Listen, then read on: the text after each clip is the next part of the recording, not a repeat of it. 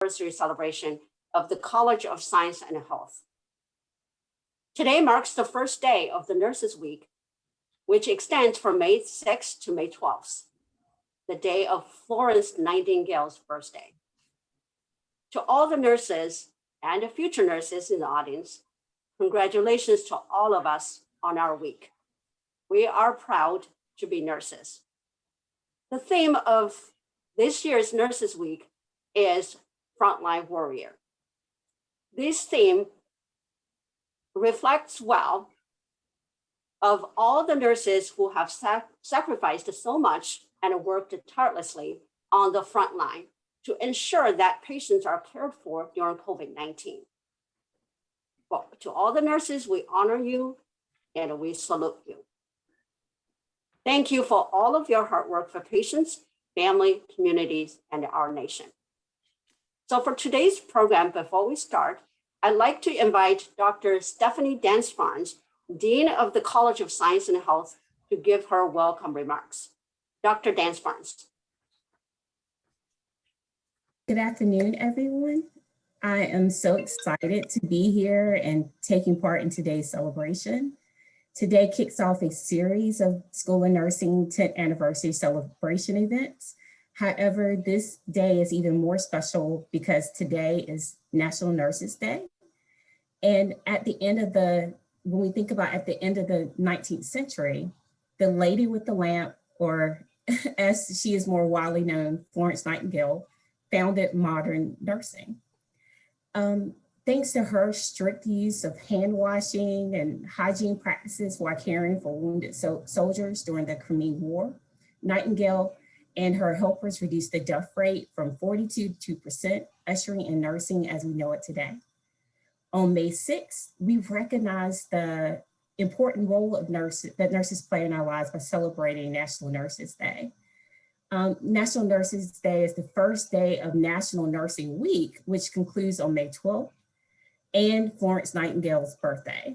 And so I'm so grateful for all the nurses, for all that nurses do to help others in their time of need. And the College of Science and Health School of Nursing professionals uniquely inspire, innovate, and influence. We are unparalleled in hands-on preparation. This is important because nursing is a profession that requires unique knowledge and skills to elevate the health and status of patients, families, and communities. Unsurprisingly, during this unprecedented time that we find ourselves in, nurses have risen to the occasion to deliver high quality care. You are able to manage a multitude of professional responsibilities with grace and dignity under pressure. As we continue to find ways to address the healthcare challenges and needs, I want to remind you of the priority of self-care. You cannot take care and support others if you're not adequately taking care of yourself. So with that, I thank you all for all that you do in our communities and in service to others. And I really appreciate being here today to celebrate with you. Thank you, Dr. Lee, and to all the nurses. Thank you so much, Dr. Dance-Barnes, for your kind remarks. Well, we really appreciate you being here today to celebrate with us. Next, Dr. Liz Aquino will introduce Reverend Dr. Diane Darden to host the Blessing of Hands. Liz? Happy National Nurses Day, everyone. It is my pleasure to introduce our next special guest, Reverend Dr. Diane Darden. She serves as DePaul's Director of Religious Diversity and Pastoral Care within the Division of Mission and Ministry. In addition, Reverend Darden teaches world religion courses at DePaul, and she is a frequent guest lecturer in many academic areas, including within the School of Nursing. As an ordained Lutheran pastor, Reverend Darden also serves as DePaul's Protestant chaplain, and it is in that capacity that she joins us today in the Blessing of the Hands. Thank you, Liz, and thank you all for being here. What a joy to be sharing in this moment with you. This Blessing of the Hands ritual has been part of DePaul's School of Nursing tradition for many years.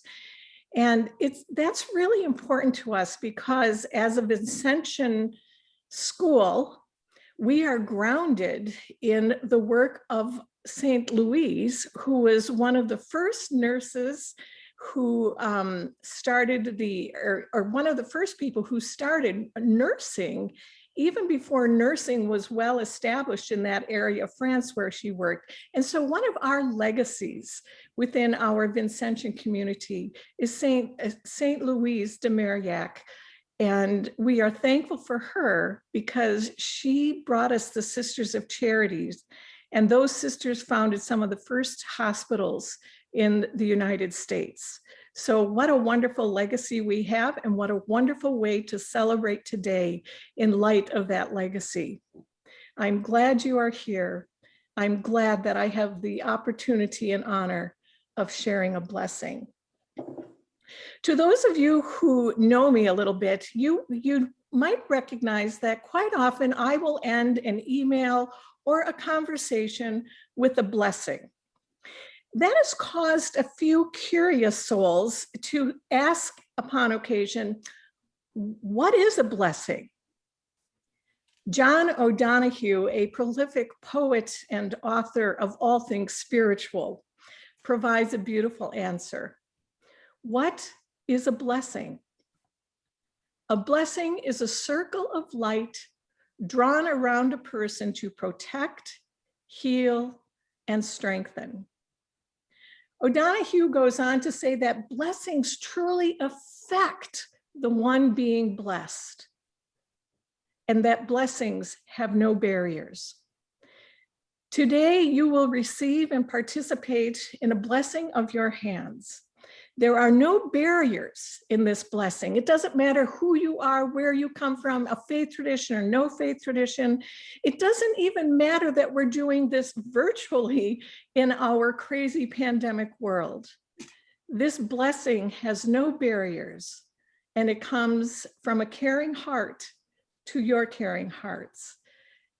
This is a gift because it allows us to imagine and believe that in this blessing, there is power and transformation.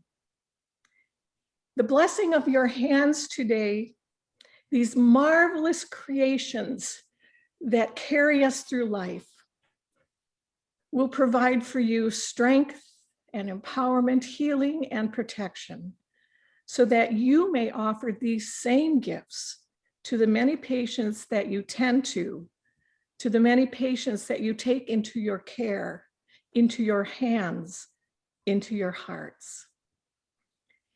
I invite you to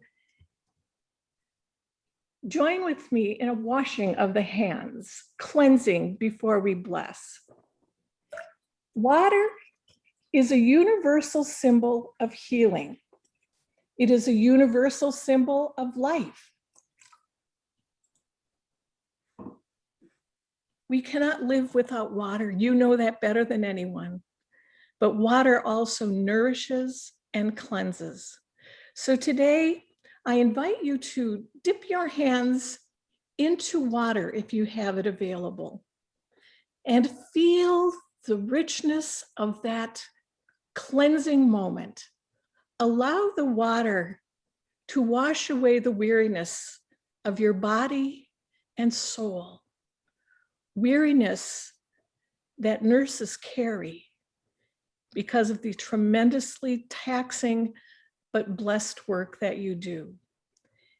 As you rest your hands, know that the water is nourishing so that you can gently encourage life and healing in others. Remove your hands from the water and dry them off. And if you have oil or lotion with you, I invite you to place a bit of that in the palm of your hands and massage that oil into your hands. Just gently work these beautiful ointments into your hands. And as you do so, be aware of the beauty and the complexity. Look at your hands, see them.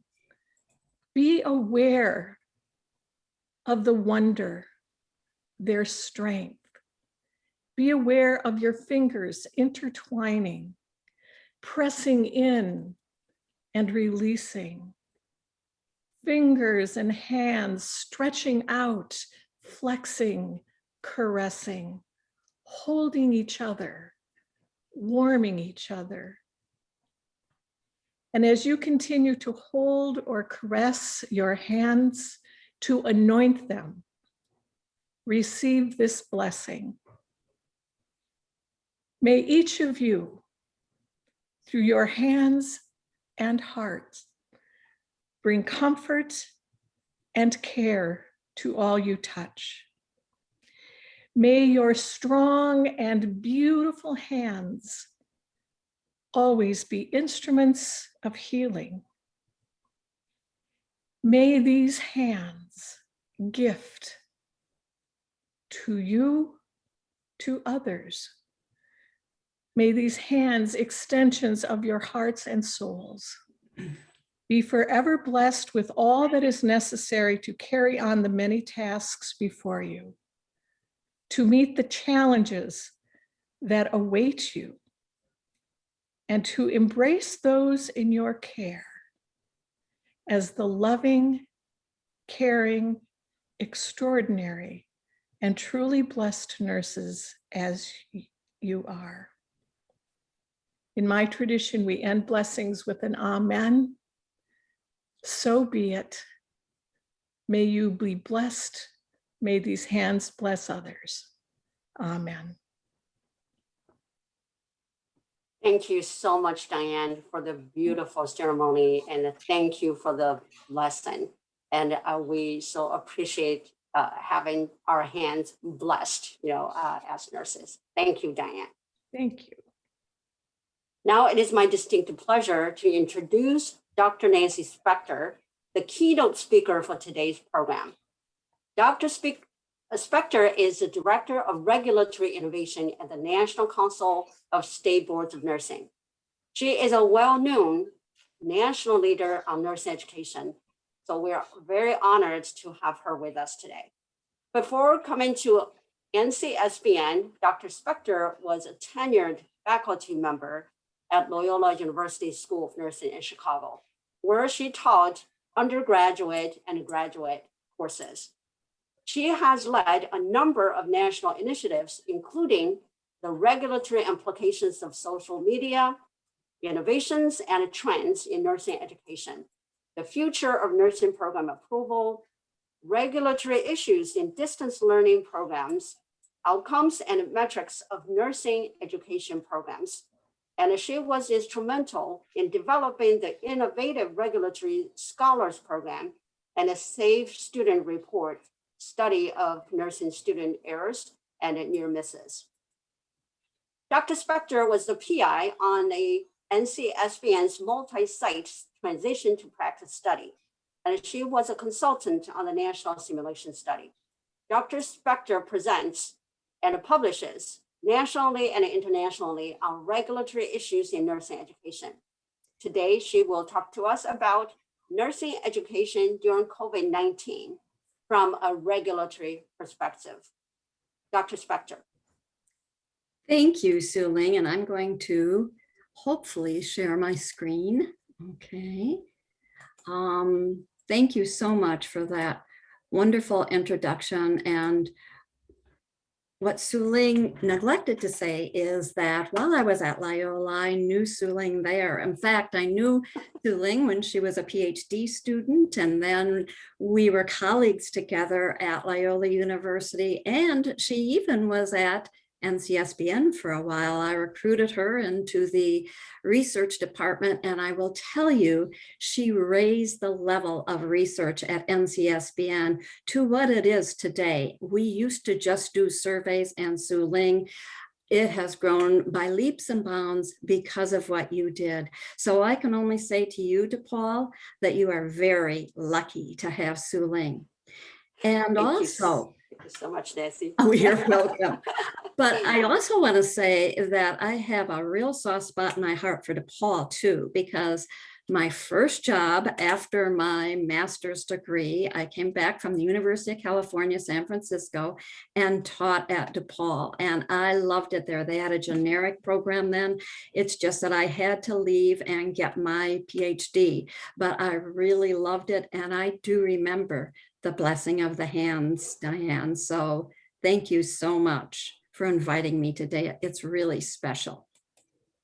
So just a little bit about NCSBN. NCSBN is a nonprofit organization, and our members are the boards of nursing. So sometimes you'll hear me call them boards of nursing and sometimes nursing regulatory bodies, because we're trying to reach out more internationally, and internationally they don't have boards of nursing. There are 59 boards of nursing, and our mission is really to support them in their missions of protecting the public. So indirectly, that's our mission too. And we have had more than 40 years of regulatory excellence at NCSBN. So when did this all start? I was at mid-year in Boston, March 3rd to the 5th of 2020, when it all was starting about COVID-19. I think we only called it the coronavirus then. And it didn't really mean much to me then. I had heard about it. I think there was 1 or 2 cases in Illinois. I knew that there were more cases in Washington State, but you know, you always think it's going to get better. We're going to get rid of it, and that was that. However, at lunch, I had a couple of the education consultants, and many boards of nursing have education consultants. The Illinois board doesn't. Their board members do the visits to the programs, but most of the states hire education consultants. And a few of them came up to me and said, you know, we're having a kind of a hard time in our state with this coronavirus, because some of the programs are being shut out of the hospitals. And I think we're going to need to talk about that at NCSBN. And, you know, I didn't know if this was really a problem or not. The Illinois board was one that came to me, as well as the Washington Board of Nursing. And remember, it was really big in Seattle at that time. So I got on the plane and thought about it a little on the way back, and thought maybe what I need to do is increase the number of calls we have with boards of nursing, just to make sure everything is okay. And of course it wasn't. And then another thing came up on my radar. I was, I didn't have a mask on. I wasn't sanitizing everything. But the 2 people next to me wore masks, and I could smell they had alcoholed off their whole seat. So I thought, maybe this is going to be worse than we think. So of course it was. We got back to NCSBN, and the governor had our stay at home order. We at NCSBN worked from home then, and we are, you can see, I'm still working from home. I would have never thought back March 3rd to the 5th that this would be happening. The first and probably the most critical thing that we did, and I'm just putting forth here some of the things we did at NCSBN. I'm sure that we did a lot more, but just trying to show you some of the actions that we took at NCSBN. The biggest thing that happened is that our testing vendor, Pearson VUE, it probably affected DePaul as well. We had closed everything, so they closed all our testing sites. And that was a huge problem. First of all, the NCLEX is the licensure exam for graduates, for nurses to get to work. We needed our workforce. They were essential workers. We worked day and night with Pearson VUE to get these sites back up. And I will tell you, of all of the professions out there, we were the first to get our test going again. And I believe it was about March 25th when we got our sites open. Now, they weren't open full time because of the state orders, but we got them opened, and people were able to at least get dates to test Right now, of course, everything is up and fine and they're all open. But that was a huge critical factor that happened as soon as we got back that we all were involved with. In fact, the leadership at NCSBN, we had calls every day about this. Then immediately what I did was start bi-weekly Teams, we use Teams and not Zoom, calls with our boards of nursing education consultants. And usually we had, before the pandemic, about 30 to 40 lines. We had 108 lines on that first call, right when I got back from Boston. So I knew there was something up. And we talked about this, and it wasn't just Illinois, and it wasn't just Washington, but many of the states were experiencing what now we have all experienced, and that is the hospitals especially, and long-term care facilities closing their doors to nursing students. The bedrock of our education, our clinical experiences, and what were we going to do? So I'm going to talk about that a bit as well. And then we developed our COVID-19 section on the website. And you can see I put a little piece of our website on there and it says volunteer as a COVID-19 vaccinator. That's the section. And it started out with a lot of different exemptions that were going on in states. And I had a section on about education. And so what I did is surveyed all the boards of nursing to find out what they were doing, what they were exempting for clinical experiences, and also, were they doing didactic online? Almost every board allowed didactic online, and most of them allowed more than 50% simulation and virtual simulation, because what were they going to do? There weren't any clinical spaces. Then we always have, we have a regulatory scholar program. I think Sue Ling referred to it. And we always have a scholar in residence in the summer, and they come in for 8 weeks. It's a paid position. They learn a lot. They do a project. They get from their project, but we get from their project too. So we didn't know what to do with that. We had a lot of applications, and we were able to do that virtually. It probably wasn't as wonderful as it is in person, because in person you get to meet everybody and go to all the different meetings, but we had a lot of, and I'll call them Zoom meetings, but they were really Teams meetings with the student. And she was wonderful. She was from California, and she was just on all the time. I remember she had a 2-hour time difference. So if we were on at 8 o'clock in the morning, she was on at 6 o'clock in the morning, and she gained a lot from that experience. I think one thing about COVID-19, we have all learned a lot about going forward, about maybe doing some things differently. Then our CEO, David Benton, started weekly meetings with all of the Board of Nursing's executive officers. And that was just to especially keep them up to date on what was happening with the NCLEX. It started out that way anyway, because you can imagine the complaints the boards got when people couldn't make their appointments for their NCLEX. So he started those weekly meetings, and they're still going bi-weekly even now. We then convened nurse leaders from around the country virtually to see what can we do about this clinical education situation that we're experiencing. And I'm going to talk to you a little bit about that. We developed the Practice Academic Partnership. Our weekly newsletter, which goes out daily to everybody, was changed to going out daily all about COVID-19, and that's Good Morning Members. So anything that came out was put out daily, and anybody can subscribe to that.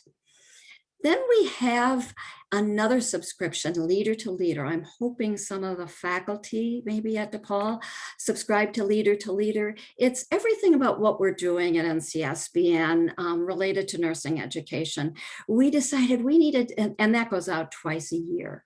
We decided we needed to publish an extra summer issue of Leader to Leader to tell them about the Practice Academic Partnership that was developed, but also to tell them about all of the other resources we have developed at NCSBN about related to COVID-19. And, you know, of course, let them know what was going on with the Youngplex, because we knew that was going to be on their minds as well. Then, and this was, as somebody said at NCSBN, we scratched an itch. We developed these COVID-19 online courses. We thought students could take them, nurses could take them. You know, would people be interested? They became hugely popular. So far, we've had 100,000 take them. They are free. They're on our website. They're still available. We're thinking students are probably going to be taking them for the summer and the fall. And that's what they've done, because what happened then was many of the practice facilities said you could have your students come back, but they had to take some COVID courses. So our courses met that need. We had no idea that would happen, but they met that need. You know, I keep thinking if we would have even charged $10 for them, we would have made $1 million on those courses. But we presented them free. And here is a list of those courses that we have. And again, they're available now as well. Epidemiology, modes of transmission, and protecting yourself with PPE. Now you can imagine things have changed over the time with COVID-19, so we are updating these courses frequently. The same goes for nursing care. That has changed a lot. It's Michelle Buck at NCSBN is really in charge of these. She's our APRN consultant, and she is always in the middle of updating these courses. And then we have one on basic law and ethics during COVID-19. I would think maybe students at DePaul would find that very helpful.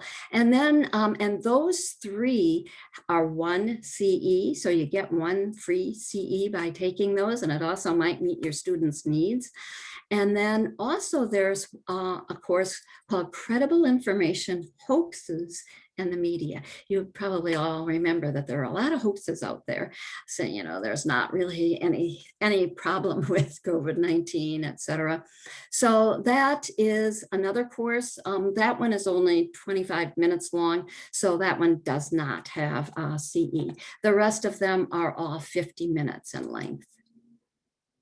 So another thing that happened during the pandemic, as you might imagine, were mobility issues. Maybe some of you have heard about how much some of the traveling nurses have gotten paid because of this. Many of them first going to Washington, then going to New York, then coming to Chicago, making a lot of money.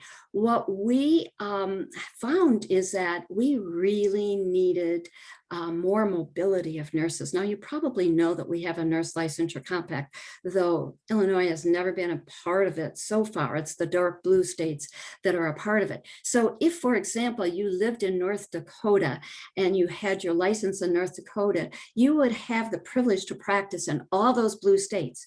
But if you lived in the green state of Illinois, you can only practice with your license in Illinois. So it's really helpful in a crisis like this pandemic to have, you know, the nurse licensure compact.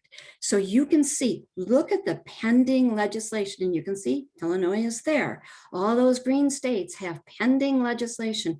We may have, by the end of this, we have a lot of legislation going. We may have a full, all of the US in the compact. And wouldn't that be wonderful? You have your license in Illinois, you could have a privilege to practice anywhere.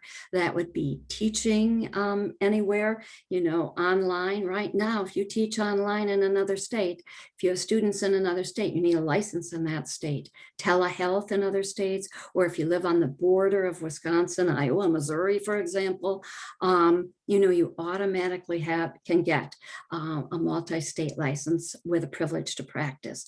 So that we have worked really hard on that as well to really get that going. And it isn't in just nursing. Many of the other professions have worked very hard during this pandemic, again, with trying to get the compact going.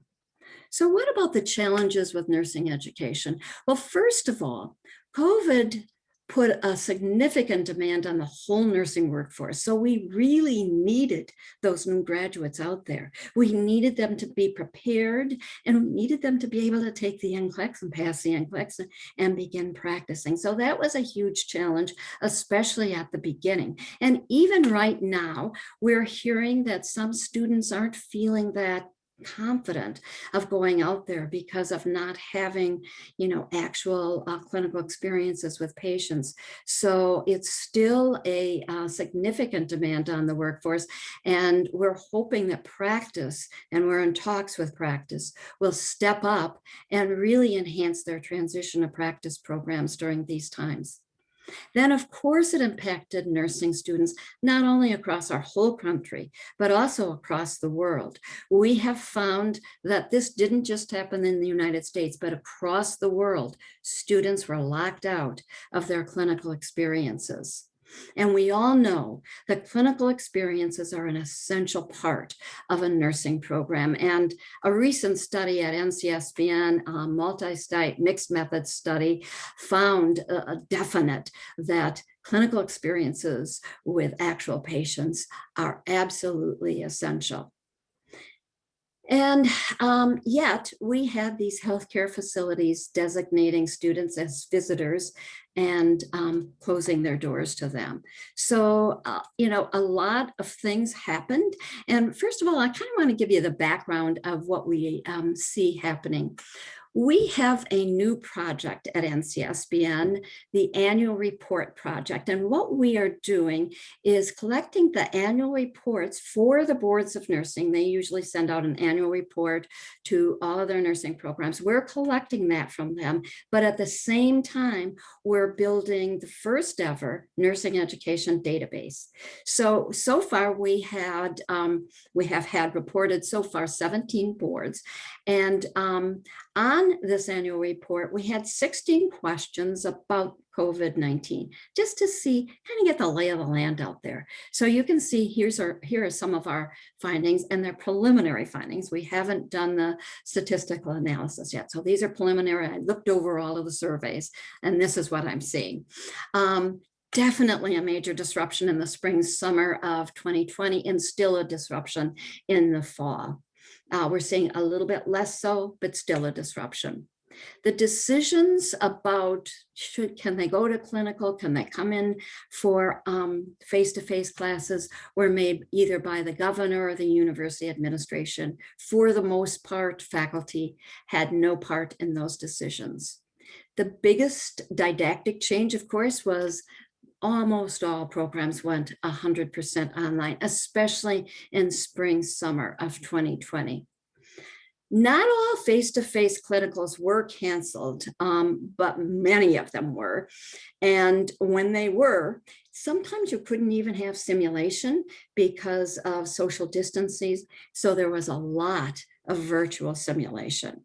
So it's kind of finding, what we thought was happening, but it gives us some evidence.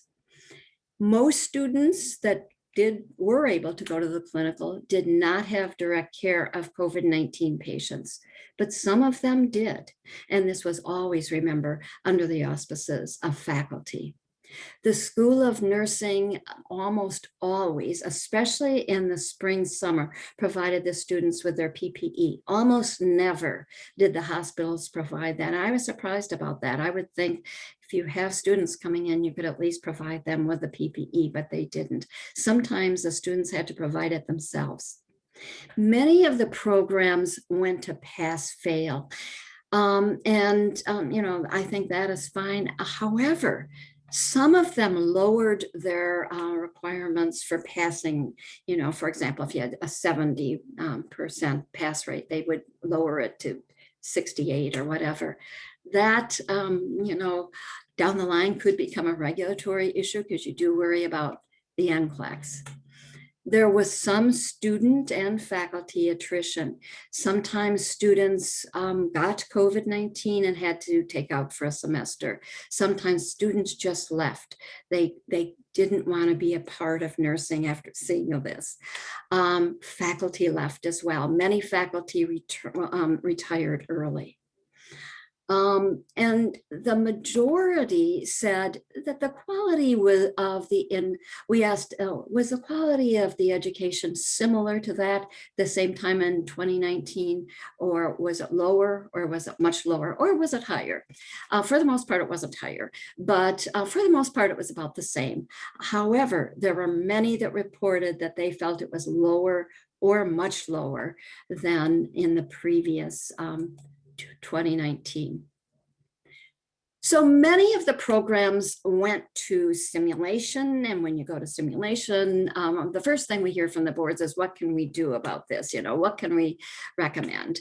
So you maybe are familiar, some of you, of our groundbreaking, I call it groundbreaking, 2014 simulation study. And it's groundbreaking because it studied longitudinally 10 programs. We had 5 BSN and 5 ADN, very comprehensively. And we divided them into 10% simulation, 25% simulation, and 50% simulation. They all had at least 600 hours of clinical to start with.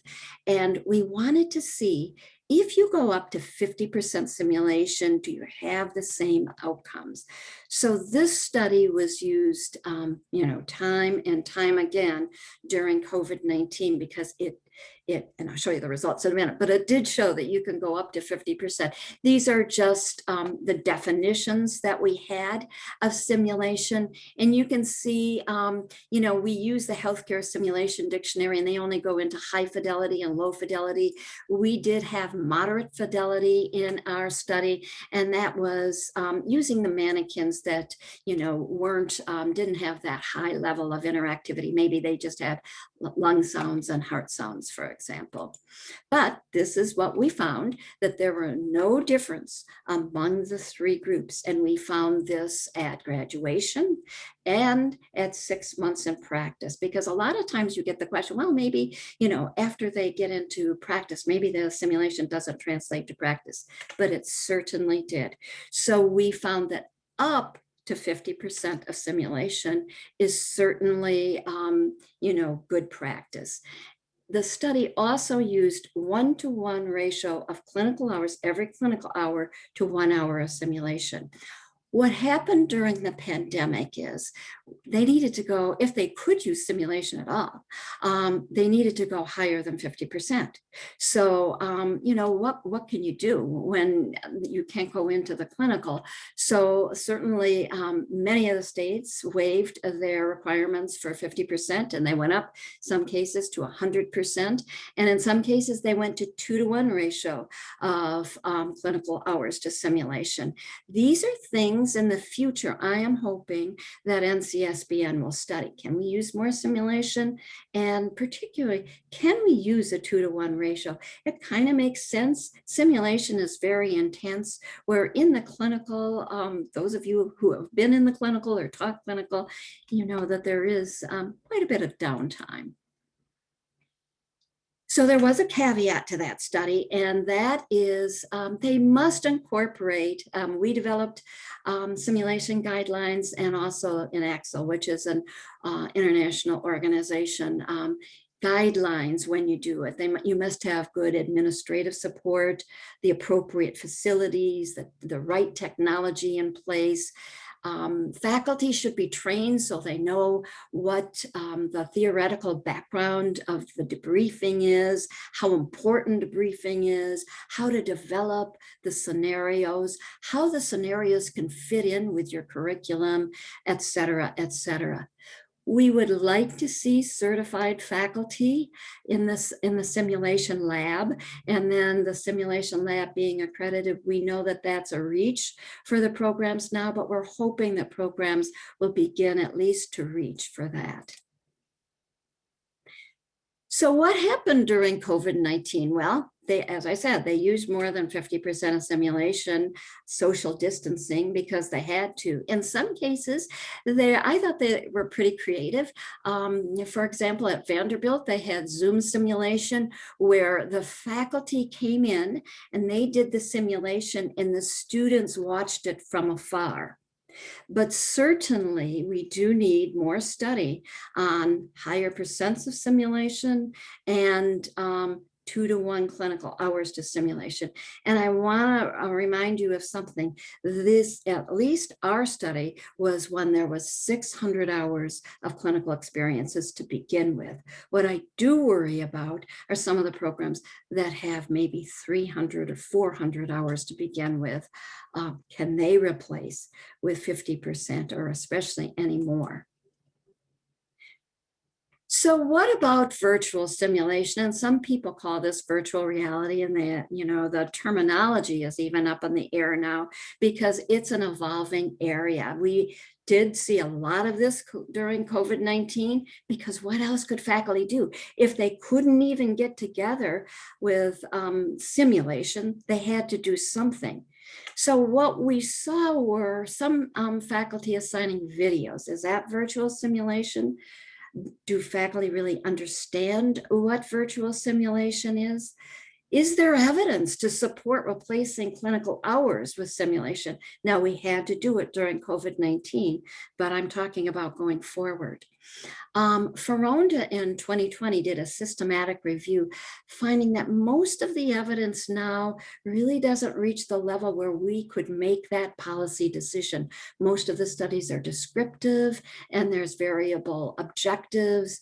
They study different kinds of conditions, not the same things, that with different equipment, and many times the samples are small. So again, we really do need a large, robust study on virtual simulation. I'm going to call it virtual simulation. So the definition from the healthcare simulation is, pretty general: the recreation of reality depicted on a computer screen.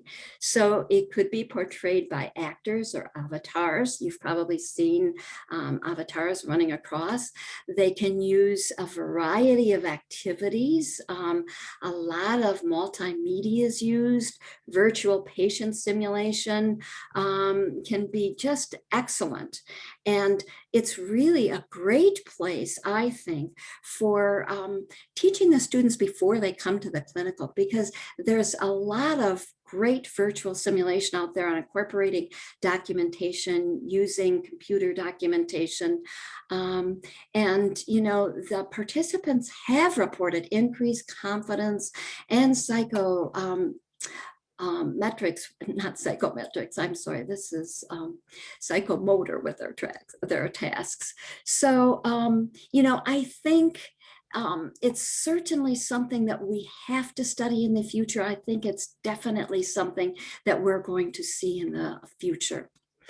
Many of the experts on virtual simulation really suggest using scaffolding strategies across the curriculum. So you would start virtual simulation maybe in foundations, talking about communication and one scenario, but then you would bring it forward into maybe the first med-surg class, and you would talk about setting priorities so that you scaffold what you're teaching them. And of course, everyone must have a lesson plan. We usually have a pre-briefing with these, like we do with simulation. And that would be, telling the background of what's going on with the patient. And then the scenario itself, which would probably be on the computer. And then again, as with simulation, debriefing is very important with virtual simulation. But what I am finding very, very interesting for the future is augmented reality. Augmented reality is when, and I don't know, probably some of you have seen some of this before, some of those games that are out there, the 3D characteristics that really replicate real life situations and healthcare. So it's emerging. They use a head-mounted display, and it allows you to navigate through a real world. And I know a little about this because Elsevier kindly sent me one of the headsets, and I was able to go through one of the scenarios because I knew if I'm talking to the boards of nursing about these, I need to know what the students would be experiencing. So if you look at this scenario here, when I first put on my headset, this is the kind of thing that I saw. And you can actually, you're put in the place with the patient. And, you know, I was standing in the middle of my kitchen with this, with one of these handsets directing myself where to go.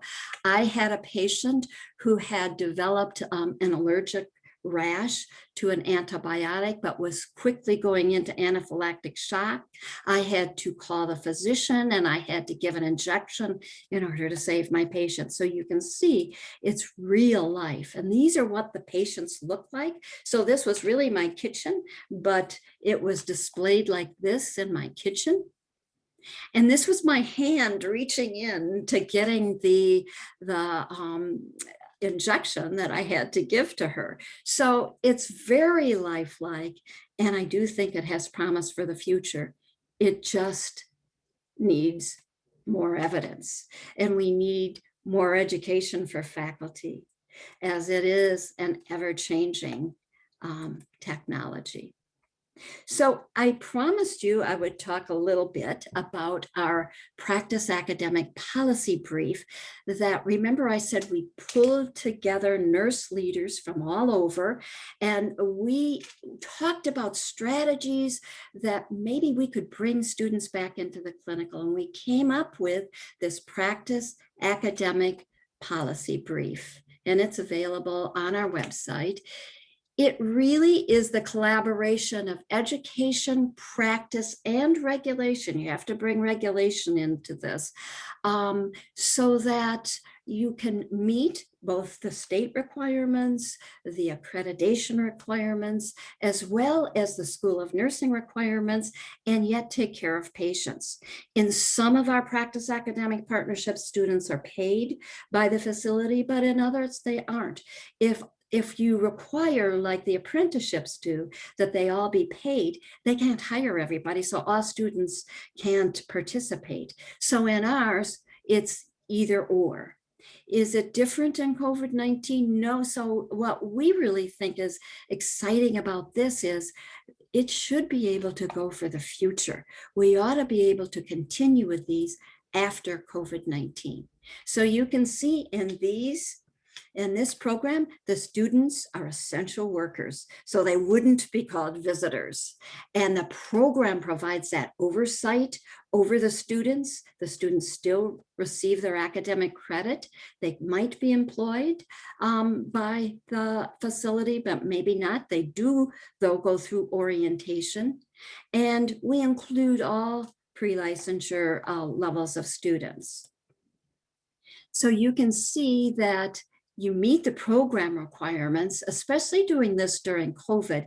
It was unparalleled because it helped them to see what was going on in a time of crisis. And they learned those principles of health and emergency management.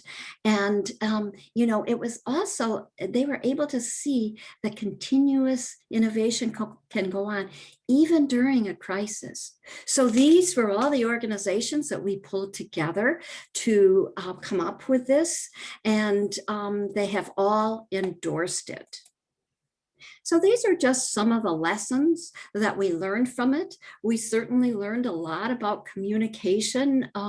We learned that that is really the bedrock of this partnership. You might have some, you know, already that are in existence, some of these partnerships. You build on it, or maybe you create a new mechanism for communication. I would actually think this would be a great idea for DePaul, because you don't have a hospital that's affiliated with you. I know when I taught there, that was always something that we struggled with. And you also would want to consult with the Board of Nursing just to ensure that you're meeting the clinical requirements of that Board of Nursing. For practice, we found that the critical access hospitals were very eager to join this. So it was very popular in the rural areas. We didn't expect this. We thought it would be a big medical center thing. It wasn't. They built on other agreements they had, but they also developed new agreements. Some of them paid students, some of them didn't. You can see they, at least they had to, in this partnership, talk about provision of PPE. They didn't always provide it, but they had to, you had to know up front who was going to do it. Sometimes faculty had to scramble and the day of clinical finding out that there was no PPE for the students, and they had to scramble and get it from their simulation labs. And then there is no big template available for a contract for these because they're new, but there is an article that just came out in the principles of on the principles of the partnership, and that's by Zurich et al. And that could be used in developing any kind of a contract. And then the faculty, again, are still the bedrock. They develop the objectives, they evaluate the students, and that has to be done because of accreditation. Accreditation was at our table, and they said, faculty have to be involved with this. It can't be you send the students to a preceptor. It may be that there are preceptors involved. If they are, they collaborate with the faculty. So they're under the auspices of the faculty. And one thing we learned with these is that the programs needed to be flexible with student absences. You know, having been a faculty member, I know that you don't want your students absent from clinical, but we had to be more flexible during these times because of the symptoms of COVID. The students need to know the expectations, and they need to know and really attest to the guidelines of COVID-19. They need to complete education so they can complete those courses of ours. And nursing students are different from other students in a university. They work with patients, so they have to attest to personal responsibility at all times. You know, and this was really in pre-vaccination times, but certainly not going to bunches of big parties and that kind of thing. And then they also need to be aware of the risks and responsibilities and being involved in one of these. For the assignments, usually they were assigned to non-COVID patients, but in some cases they might work if they're at that level, usually that last semester level. They could work under the auspices of faculty with COVID-19 patients. They also might participate even in community health and testing, vaccine administration. I know you've done that at DePaul, screening, telehealth. And, you know, I don't have a picture of DePaul up, but these are some of the students at other universities. Universities around the country have stepped up with vaccinations. This one at Western Kentucky University, they actually set up the vaccination clinic in the School of Nursing building, and they were vaccinating 800 to 1,200 people a day. So the students were so involved with that. So evaluating the partnership, the students, the faculty, and the institutions should all be surveyed. It should meet everybody's needs. And then improvements should be made based on the survey results. And in some cases, the Board of Nursing, I know in Idaho, for example, they wanted updates on what was going on. Now, there is one tool that could be used by students. It's a self-report tool on competence. It's the HPEPS tool, and some of the partnerships are using that tool just to kind of get an idea about student competency, how they feel about their own competency. So we're still kind of working on evaluating it, as you can see. Some of the outcomes, these are just some of the quotes that we had got from interviewing students, faculty, and practice partners. It's usually a pretty challenging but very rewarding experience. It is challenging for students. They were out there working when other students weren't. and the faculty, our students embrace this opportunity to help meet the needs of the community during this unprecedented time. And then the practice partner, this was a practice partner in Emory.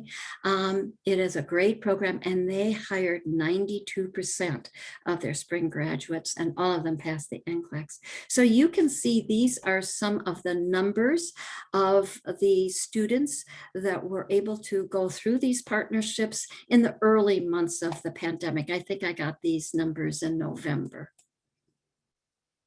So this is Nurses Week.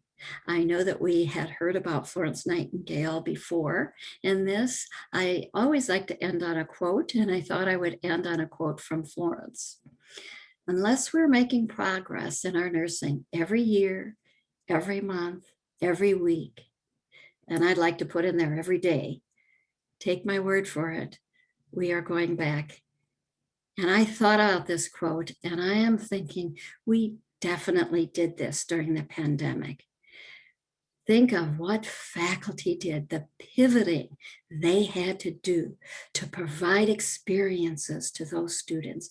And at the same time, the students stepping up like they did, accepting it and learning as best they could during these really trying times.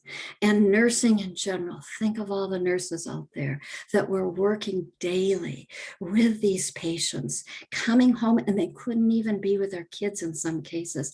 There was one situation where the nurse lived in the basement, and her 9-year-old son and the husband were upstairs because the nurse was afraid of exposing him, the family. So these were real trying times. There was one situation in New York where the nurse actually got another apartment and lived in that apartment for a while when things were so heated up in New York, because he didn't even want to go home at all. Many of them took off all of their clothes in the garage and threw them, to be washed there, so they didn't have to come in with their clothes. So these have been very trying times, and we got through it, and we got through it very well. And some great changes will be made because of it. So thank you very much. I'm so privileged to be able to talk to all of you today. Sorry, I was muted. Thank you so much, Nancy. I think this has been fantastic. Thank you for your wonderful information. I think we probably have time for a couple of questions. So anyone has a question?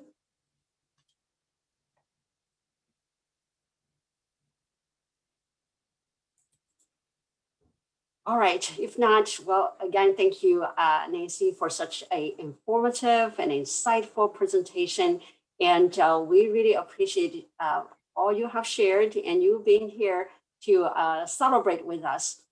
And we also appreciate all you do on behalf of all nursing education programs across the country, to enhance academic practice partnerships and educational opportunities. So thank you, Nancy. Thank you, Su-Ling, and thank you for inviting me. It has been wonderful. Absolutely, thank you. And I know we're at our time. I want to make an announcement, for all of our audiences today, our faculty, staff, student, alumni, and friends.